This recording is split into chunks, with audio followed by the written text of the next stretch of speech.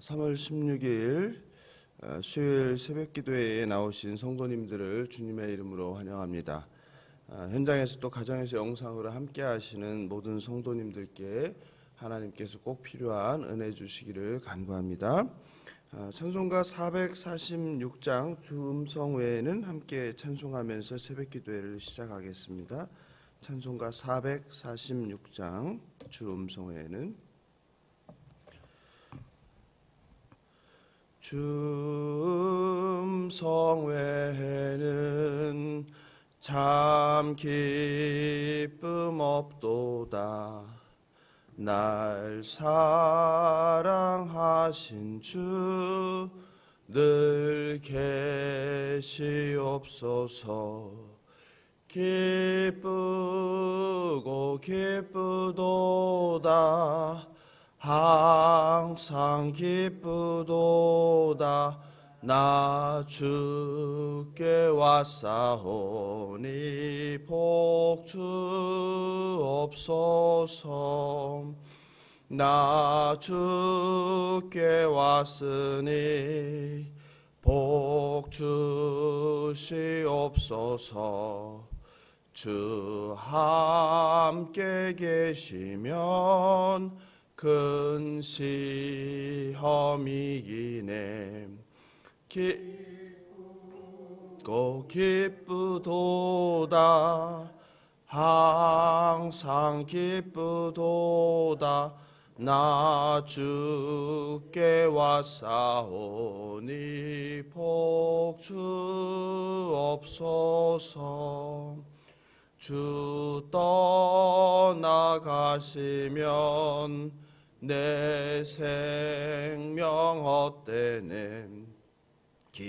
기쁘나 슬플 때 늘 계시옵소서.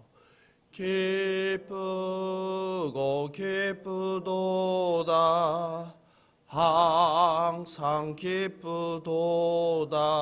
나 주께 왔사오니 복 주옵소서. 주 떠나가길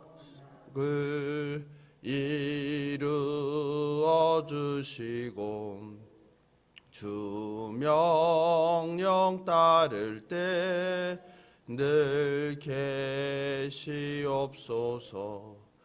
기쁘고 기쁘도다. 항상 기쁘도다. 나 주께 왔사오니 복 주옵소서.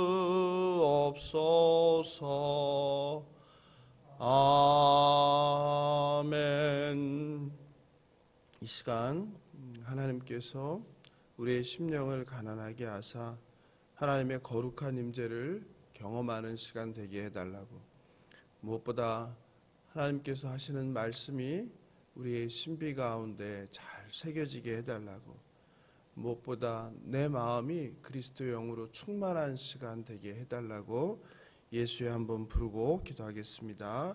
예수여. 하나님 아버지 감사합니다. 오늘도 이 새벽을 깨워 하나님 앞에 하루의 처음을 드리게 하시니 감사합니다. 하나님, 저희들은 참 연약합니다. 저희들은 참 가망성이 없는 존재임을 고백합니다. 아버지, 이 땅을 바라보아도 어디 하나 평안할 곳이 없는 어지러운 세상 가운데 있습니다.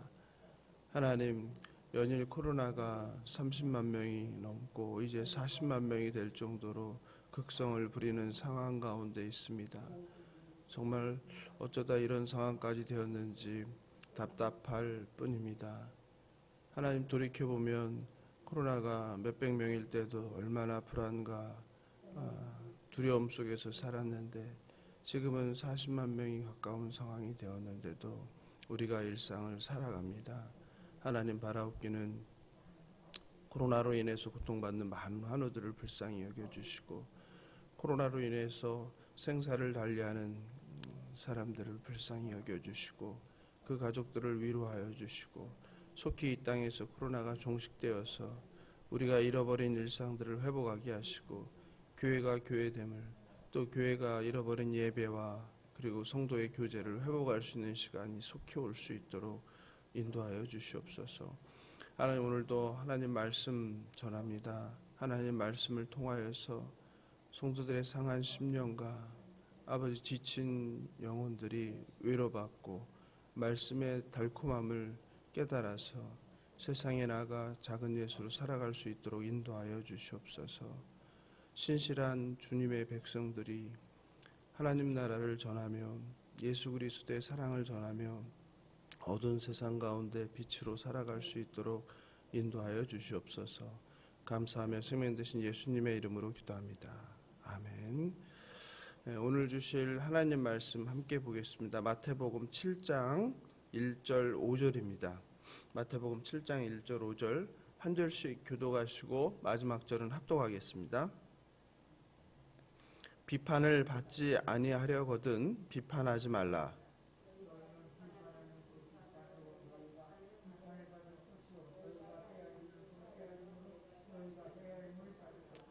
어찌하여 형제의 눈 속에 있는 티는 보고 내 눈 속에 있는 들보는 깨닫지 못하느냐.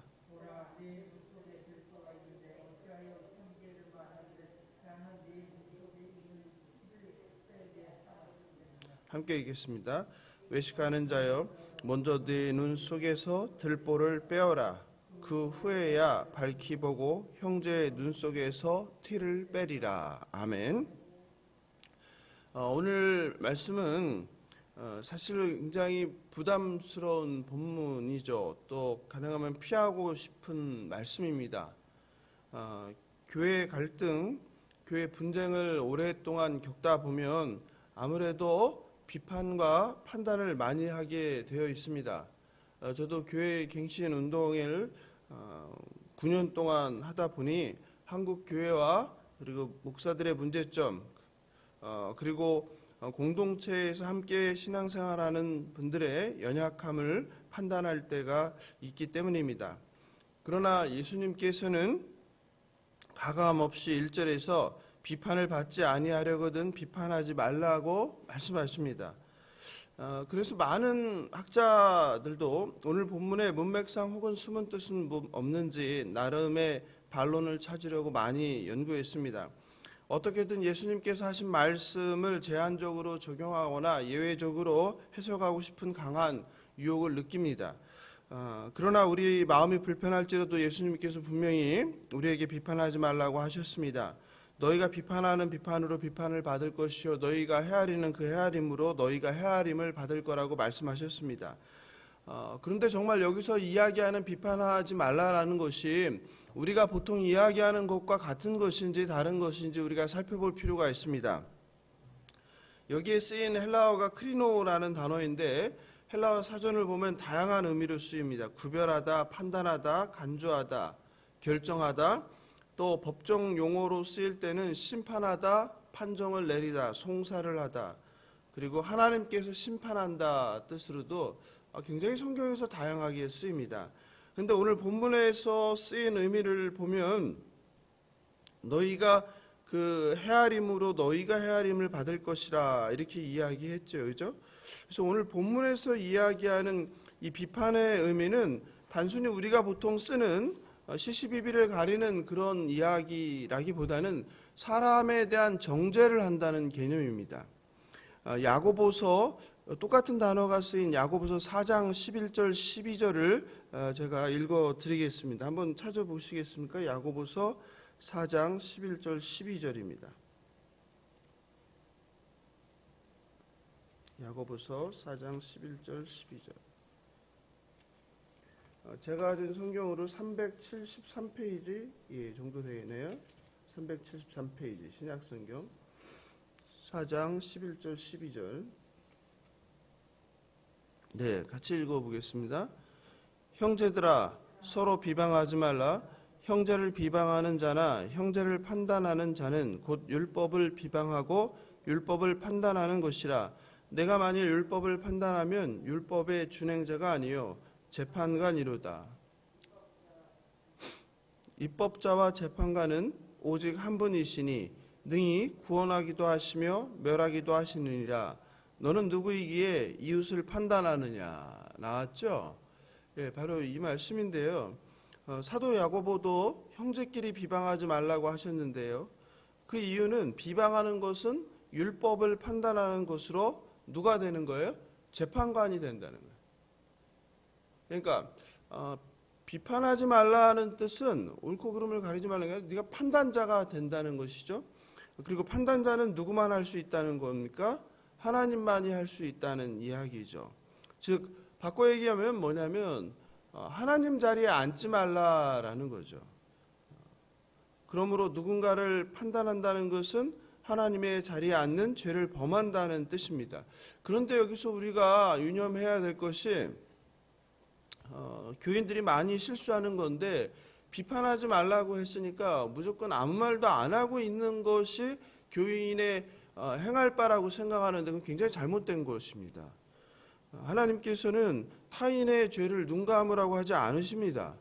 여기서도 옳고 그름을 분별하지 말라는 뜻이 아닙니다. 그런데 옳고 그름을 분별할 필요도 없는 것, 타인의 죄를 눈 감는 것을 마치 하나님의 은혜라고 교회에서 많은 실수를 범합니다. 정죄하지 말라는 뜻입니다. 사람을 정죄하지 말라는 것이지 그것이 그 사람이 하는 말이나 행동이 옳은지 그른지조차 말하지 말라는 뜻, 판단하지 말라는 뜻을 이야기하는 것은 아닙니다. 그래서 옳고 그름을 분별하는 것과 사람을 정죄하는 것을 분별해야 합니다. 교회가 잘못하는 게 있으면은 그냥 침묵하면 됩니까? 안 됩니까? 침묵하면 안 됩니다. 목사가 잘못하는 게 있으면 침묵하면 됩니까? 안 됩니까? 침묵하면 안 됩니다.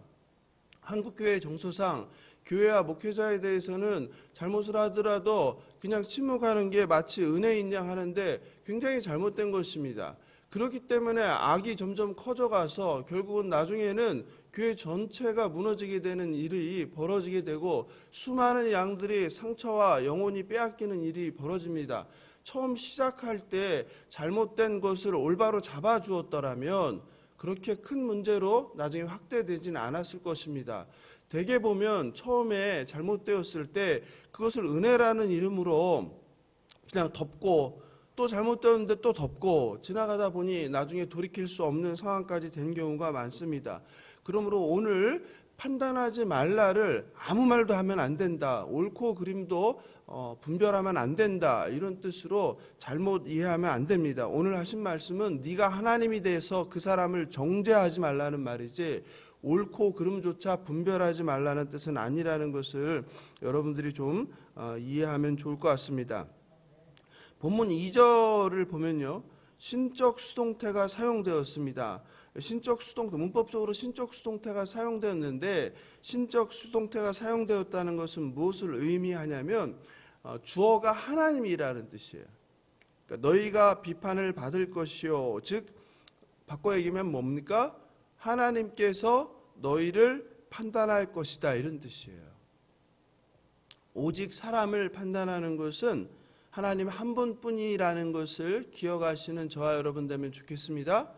하지만 우리는 이성을 가진 존재로서 또 하나님의 말씀을 받은 자로서 그 벌어지는 상황이 옳은지 틀린지는 뭐 해야 된다? 분별해야 된다. 분별해야 된다. 그리고 잘못된 것이라면 당연히 말해야 합니다. 입 다물고 있는 게 은혜가 아니고 미덕이 아닙니다. 한국의 그 유교 문화라는 것이 또 그게 한국 교회의 정서와 같이 되면서 침묵하는 것이 마치 은혜인 양, 침묵하는 것이 성숙한 성도의 어떤 자질인 양 많이 되어 있는데요. 그렇지 않습니다.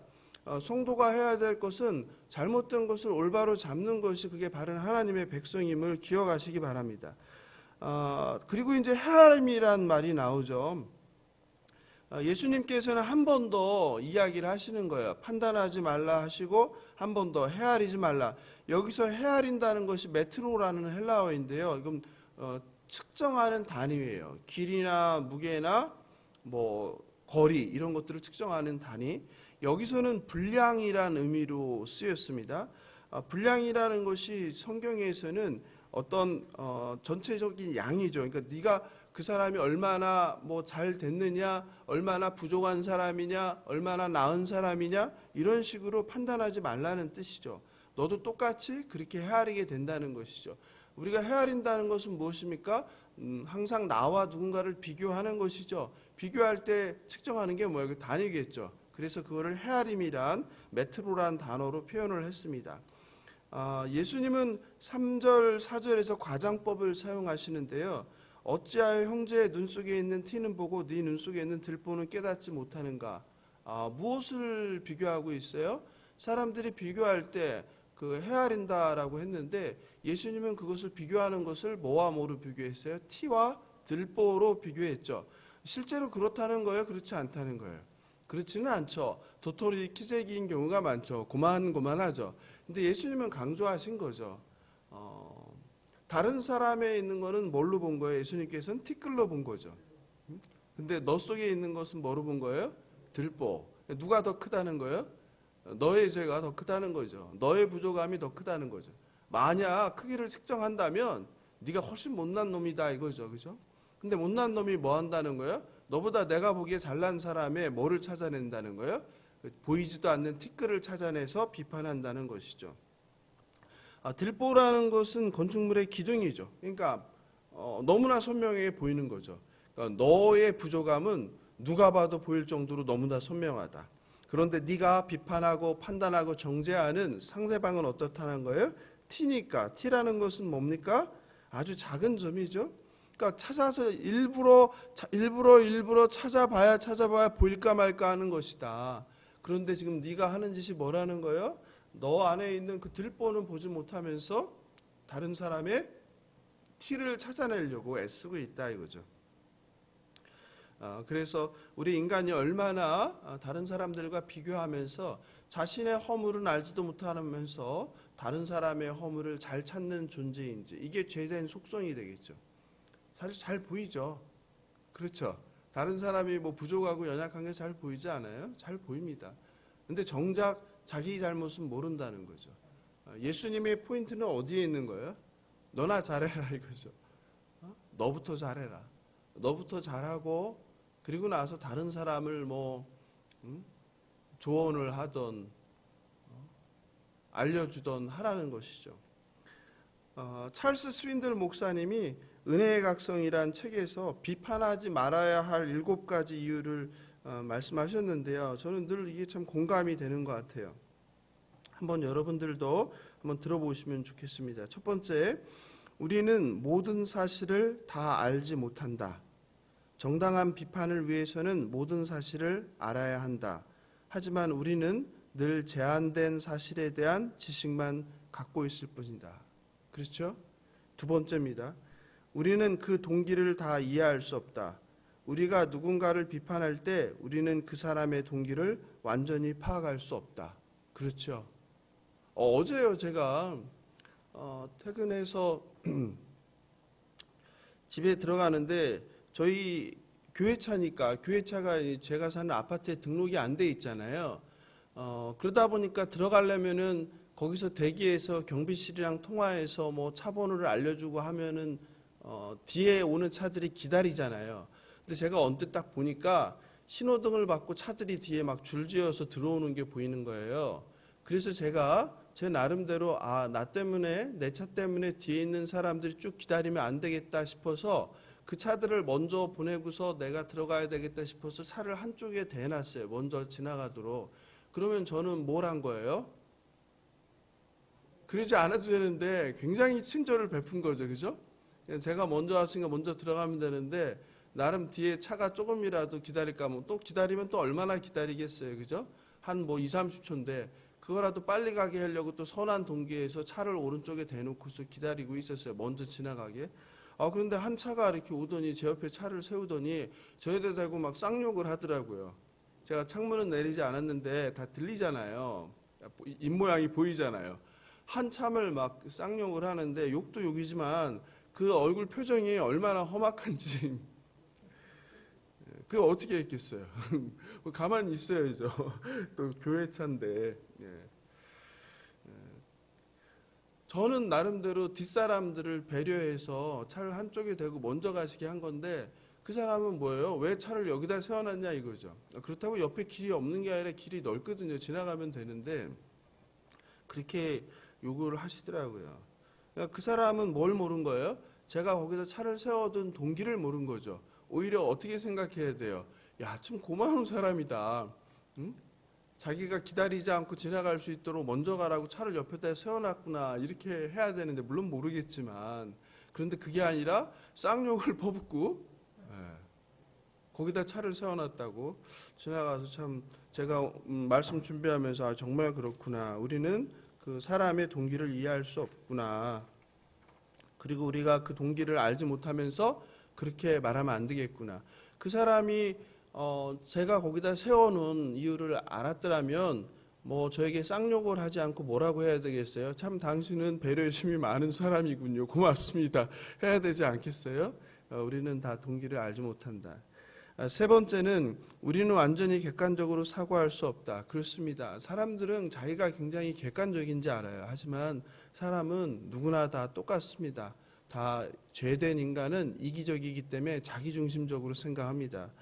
네 번째는 우리는 상황을 완전히 알지 못한다. 마찬가지죠. 우리가 많은 경우에 어떤 일이 벌어지고 있는데 거기서 전후에 어떤 일이 벌어졌는지 모르고 순간 자기가 겪은 것만 보고서 어떻게 합니까?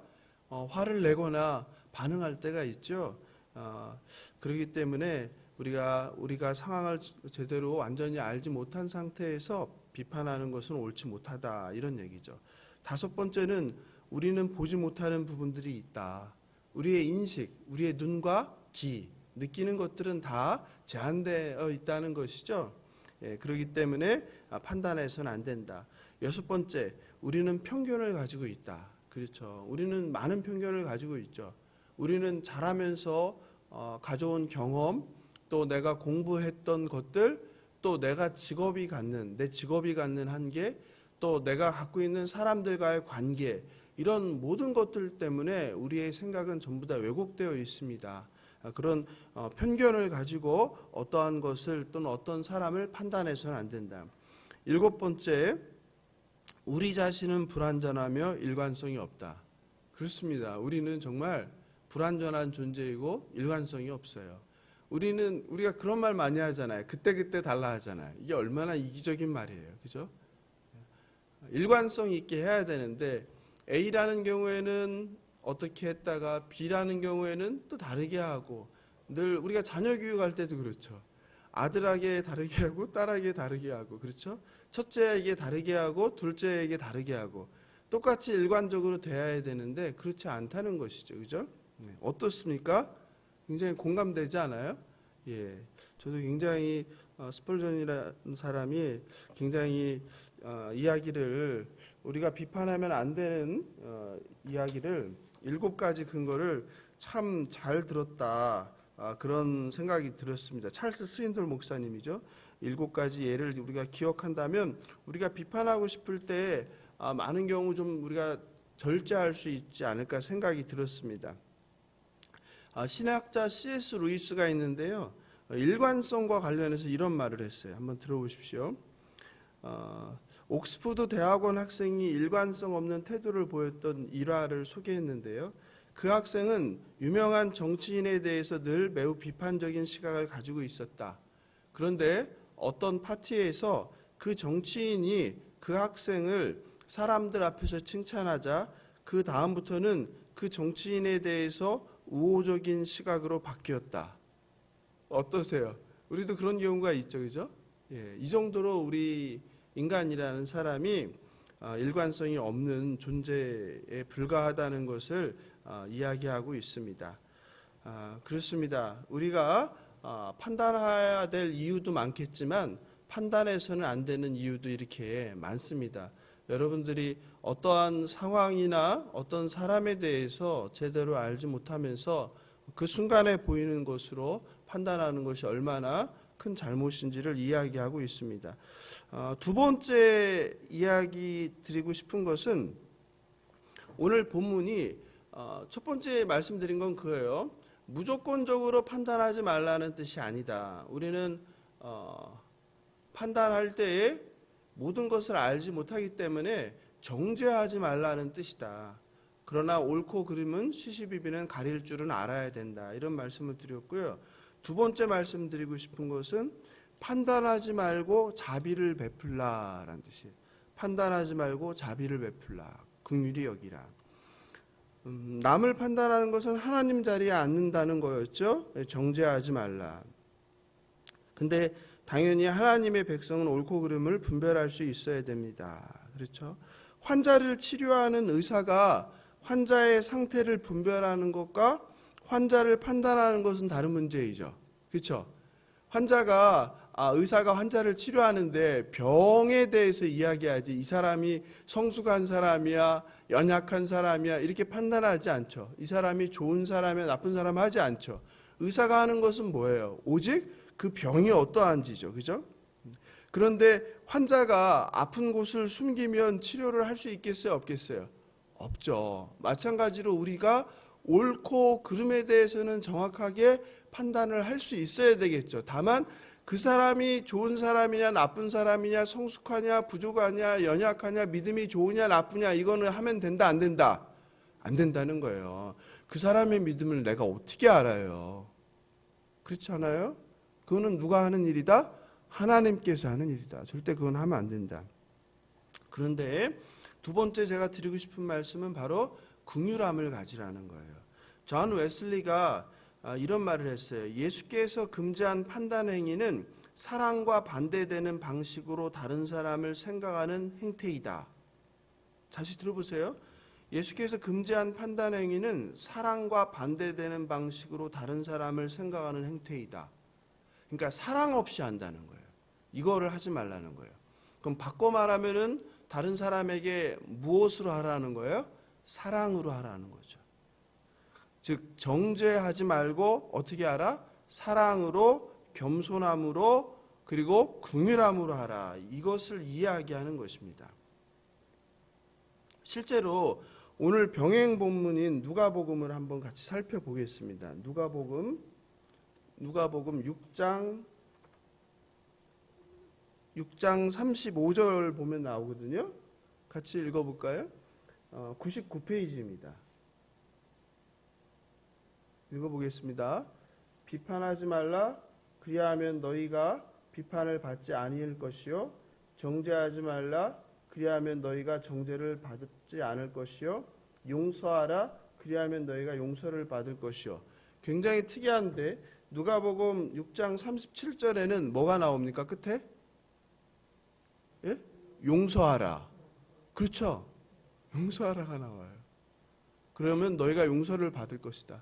그리고 37절 바로 앞에를 볼까요? 뭐가 나오나? 36절 너희 아버지의 자비로우심 같이 너희도 자비로운 자가 되라. 놀랍죠? 그러니까 누가는 같은 본문을 어떻게 이해한 거예요? 판단하지 말라. 무엇으로? 자비함으로. 즉 사람을 정죄하지 말고 어떻게 하라는 거예요? 자비로움으로 대해라. 긍휼함을 가져라. 사랑으로 대해라. 또 뭐하라? 용서하라. 설사 그 사람이 정말 잘못한 것이 있더라도 내가 넓은 마음으로 내가 그리스도의 사랑으로 용서하라. 오늘 본문은 그러므로 두 번째 제가 드리고 싶은 말씀은 사람을 판단하려고 하지 말고 뭐하라? 긍휼한 마음을 가져라. 이해되시죠? 굉장히 놀랍죠. 그래서 바라옵기는 우리 예수사랑교회 성도님들이 누군가를 판단하려고 할 때 불완전한 내 자신을 들여다보면서 판단을 멈추시기 바랍니다. 그리고 오히려 그 사람에 대해서 긍휼함을 품으시기 바랍니다. 긍휼함을 품으시기 바랍니다. 판단은 하나님만 할 수 있는 거라고 했습니다. 하지만 뭐는 할 줄 알아야 된다? 옳고 그름을 내가 분별할 수 있어야 한다. 그리고 권면할 때도 판단하면서 권면하는 것이 아니라 어떻게? 긍휼함과 사랑으로 그 사람이 정말 잘 되길 바람으로 해야 한다. 그리고 먼저 무엇을 보아라? 그 사람의 티가 아니라 네 안에 들보를 봐라. 네 안에 들보를 가진 채로 상대방의 티를 잡아내지 마라. 너나 잘해라. 너나 잘해라. 이 말씀을 오늘 하고 계십니다. 마찬가지입니다. 목사인 제가 잘못하더라도 여러분이 그냥 눈 감고 지나가는 것이 결코 은혜가 아니다. 어떻게 해야 됩니까? 잘못하는 것을 사랑으로 저에게도 권면을 해줘야 되는 것입니다. 그렇죠? 그리고 우리 예수사랑교회가 잘못하는 것들이 있었겠죠, 과거에. 그리고 지금도 잘못하는 것이 있겠죠. 또 앞으로도 잘못하는 것들이 있을 것입니다. 그럴 때 어떻게 해야 됩니까? 다 은혜로 덮자 하는 것은 환자가 병을 숨기는 것과 마찬가지입니다. 어떻게 해야 됩니까? 잘못한 것에 대해서는 우리가 성경에 따라서 옳고 그름을 분별하고 그리고 그것을 함께 고치고 좋은 방향으로 나아갈 수 있도록 해야 됩니다. 그것이 건강한 교회로 나아가는 방향임을 기억하시면 좋겠습니다. 다른 사람을 판단하며 정죄하지 마십시오. 할 수 있다면 자비를 베풀고 궁일한 마음으로 대해 주시길 바랍니다. 남의 눈에 티끌이 아니라 먼저 내 안에 있는 들보를 바라볼 수 있는 저와 여러분 되길 예수님의 이름으로 축원합니다.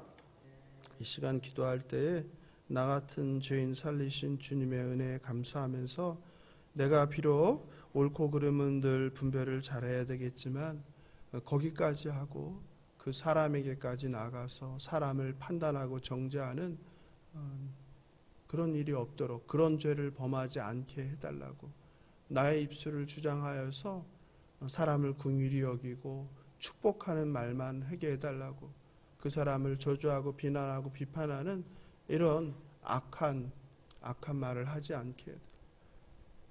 악한 생각에서 악한 말이 나오는 거니까 우리의 마음을 정결하게 해달라고. 그리고 타인의 티끌보다 나의 들보를 찾아내서 뽑아내는데 애쓰는 성숙한 신앙인 되게 해달라고 예수에 한번 부르고 기도하시고 교회와 나라와 그리고 환우들을 위해서 기도하시면 좋겠습니다. 예수여